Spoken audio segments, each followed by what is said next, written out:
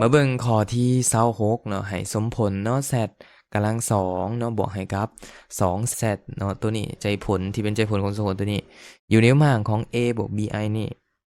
แม่นเท่าใดเนาะดังนั้นจากสมผลตัวนี้ z นอนบอกสังเกตว่าตัวนี้แม่นเลข2มันบ่นะ z นี่เป็นเครื่องหมายบวกพร้อมเขียนบวกตามมันเนาะ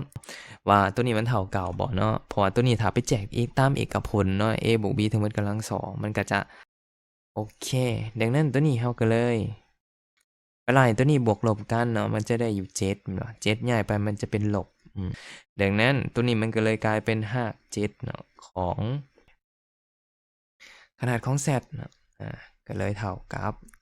สังเกตเห็นว่าเนาะก็ได้คือกันเนาะลบ1เนาะยกกำลัง2บวกให้กับ2เนาะบวก b กำลัง2เนาะใส่5พร้อมดังนั้นลบ1ก็กลายเป็น1แม่นบ่บวกลบ7นี่ก็กลายเป็น7เลยมันก็จะได้อยู่5กับ2ของ8เนาะได้เป็นบ่ดังนั้นเฮาก็จะได้ว่าหัก z ตัวนี้จึงเท่ากับ4ก็ออกจากหักได้2หัก2ก็ตอบข้อขอไปเนาะขอแม่นข้อที่ถูกต้องเป็นใดๆมีไผตอบถูกเข้ามาบ่สบายดีเนาะสำหรับผู้ที่เข้ามาเบิ่งย้อนหลังคือกันเด้อ